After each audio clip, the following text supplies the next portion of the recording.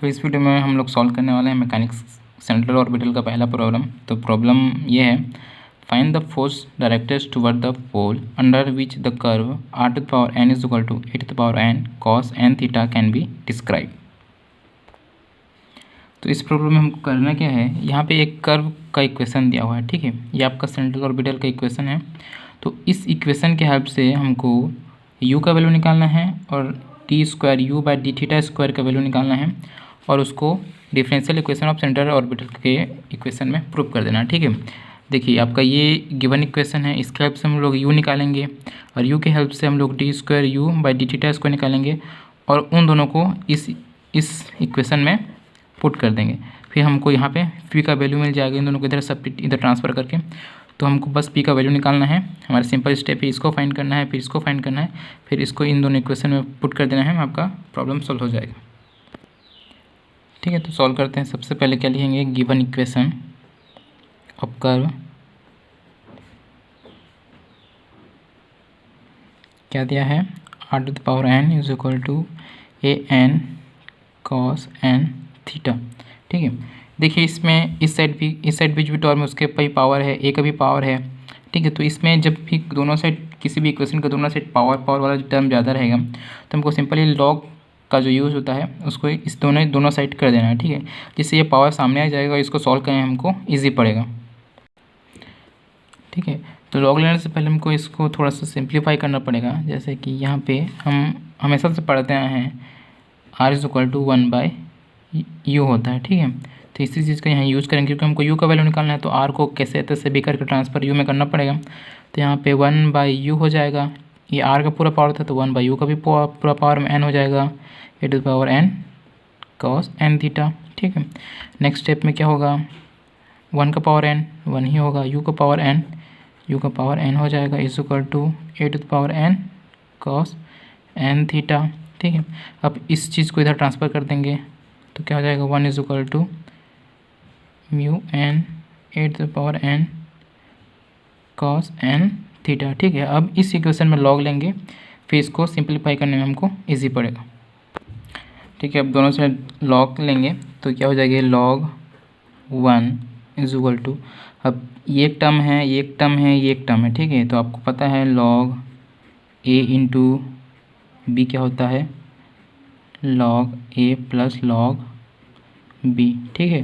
तो यही चीज़ आपका 3 है यहाँ पे, तो log u to the power n plus log e to the power n plus log cos n theta, ठीक है। एक चीज़ आपने और पढ़ा होगा, sorry, log a to the power n क्या हो जाता है, यहाँ पे जो पावर होता है वो सामने आ जाएगा, ठीक है। तो n लॉग a हो जाएगा। तो इसमें भी आगे log 1 का वैल्यू 0 और log u to power n का तो n log u हो जाएगा, प्लस इसमें n log a हो जाएगा, इसमें कोई चेंज नहीं आएगा, ये log cos n ही रहेगा, n थीटा ही रहेगा, ठीक है। तो हमारे पास ये इक्वेशन बना। अब इस इक्वेशन को एक बार हम लोग डिफरेंशिएट कर देंगे, ठीक है।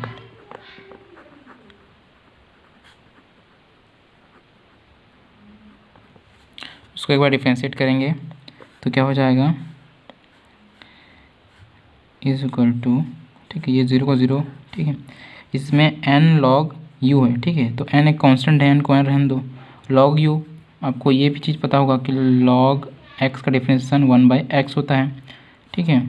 d of dx is equal to 1/x होता है, तो log u का 1/u हो जाएगा। अब ये x नहीं है, ठीक है, इसको विथ रिस्पेक्ट टू x, ठीक है, sorry with respect to theta, ठीक है। तो ये अब ये क्या बोलते हैं, आपका ये थीटा नहीं है, u है, तो ये आपका फिर से उसको डिफरेंशिएट करना पड़ेगा। तो जब हम लोग फिर से डिफरेंशिएट करेंगे तो du बाई डी थीटा हो जाएगा, ठीक है, प्लस आपका ये n भी कांस्टेंट, a भी कांस्टेंट, तो ये वाला आपका टर्म आपका 0 हो जाएगा, plus log cos n theta, ठीक है। अब इसको a x मान के चलो तो इसका डिफरेंशिएशन हो जाएगा 1/cos n थीटा।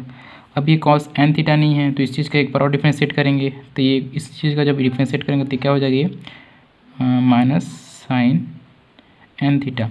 अब इसके अंदर ओनली थीटा होता तब हम लोग का इजी ये डिफरेंशिएट होता, लेकिन यहाँ पे n थीटा है, इसलिए n थीटा का एक बार डिफरेंशिएट करेंगे तो ओनली n बचेगा, ठीक है। नेक्स्ट स्टेप आपका 0 is equal to n u d u by D theta. अब देखिए ये माइनस आगे आ जाएगा minus n sine n theta by cos n theta. ठीक है, अब ये sine n theta cos n theta क्या में चेंज हो जाएगा, टेन एन थीटा में। तो आपका नेक्स्ट स्टेप हो जाएगा 0 is equal to n u d u by D theta is equal to minus n tan N theta. ठीक है, अब इस नेगेटिव टर्म को हम लोग इधर ट्रांसफ़र कर देंगे तो क्या हो जाएगा n tan N theta is equal to यहाँ पे n u d u by D theta.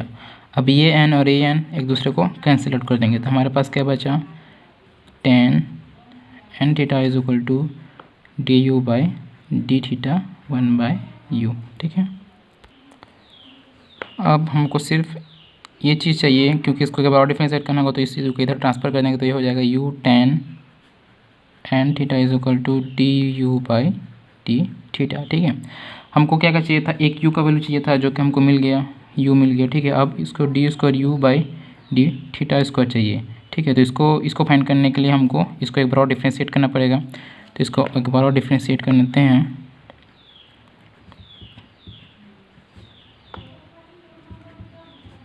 ठीक है, इसको कोई भी इक्वेशन का नाम दे देना with respect to x theta, differentiating equation two with respect to theta जो भी है। इसको एक बार डिफरेंशिएट करने पे क्या होगा, यहाँ पे डी बाई डी थीटा अंदर में u into tan N theta, ये वाला दो टर्म है ना, u भी एक टर्म है और टेन एन थीटा भी एक टर्म है। इस यहाँ पे मल्टीपल रूल लगेगा डिफरेंशिएशन का, और ये वाले को एक बार डिफरेंशिएट करने से हो जाएगा D square you by D theta जिसका हमको वैल्यू निकालना है। तो हमको अब इसी चीज़ को सॉल्व करना है आगे, फिर इसका भी वैल्यू निकल जाएगा, फिर u एंड इन दोनों वैल्यू को उसके जनरल डिफरेंशियल इक्वेशन के में पुट कर देंगे, फिर हमारा इक्वेशन सॉल्व हो जाएगा। ठीक है, तो हमारे पास ये था। ठीक है, अब इसको एज इट इज लिख देंगे इक्वल टू, अब ये आपका मल्टीप्लाई रूल रहेगा तो पहले इसको एज इट लिख देंगे। ठीक है, इसका डिफ्रेंशिएशन करेंगे तो इसका करने पे क्या होगा आपका सेक स्क्वायर एन थीटा। अब यहाँ पे ओनली थीटा रहता तभी आता। ठीक है, लेकिन यहाँ पे एन थीटा है तो एन थीटा का भी एक बार और डिफ्रेंशिएट करेंगे तो इंटू एन आएगा। ठीक है, अब बीच में प्लस, अब इसको एज इट इज़ लिख देंगे टेन एन थीटा और इस चीज़ का डिफ्रेंशिएट करेंगे D u by D theta. अब इस क्वेश्चन को आगे सॉल्व करने के लिए हमको इस चीज़ को यहाँ से हटाना होगा, तो इसका वैल्यू भी हमको पता है। ठीक है, तो इसके वैल्यू को यहाँ पे पुट कर देंगे तो क्या हो जाएगा, T square you by D theta square is equal to U ये N sec square N theta plus ten N theta. अब इस चीज़ का हमारे पास वैल्यू क्या निकला था, यू टेन एन थीटा।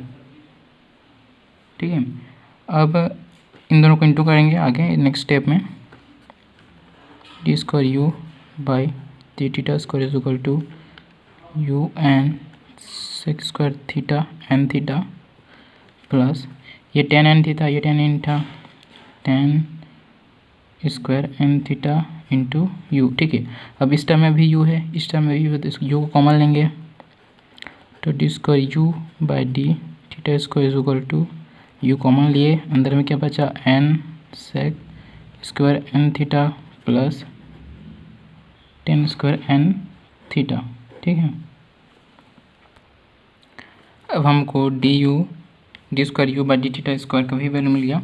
अब इसको आपको डिफरेंशियल इक्वेशन में पुट करना है, तो हमारा डिफरेंशियल इक्वेशन सेंट्रल ऑपरेटर क्या था, d square you by D theta square plus u is equal to p by square u square. ठीक है, तो हमारा इसको वैल्यू मिल गया, इसको सिंपली यू ही रहने देंगे और ये की मिल गया। ठीक है, तो हमारा इस चीज़ का वैल्यू हमारा ये पूरा तो यू था N sec square N theta plus ten square N theta plus इसको bracket close plus only U. ठीक है, इसको बड़ा ब्रैकेट दे देते हैं, ये वाला टर्म हमारा हो गया इस साइड वाला। ठीक है, अब इधर का एज इट इज़ लिख देते हैं h² u², ठीक है। अब देखिए इस टर्म में और इस टर्म में u कॉमन जाएगा, ठीक है। तो हमारा क्या हो जाएगा,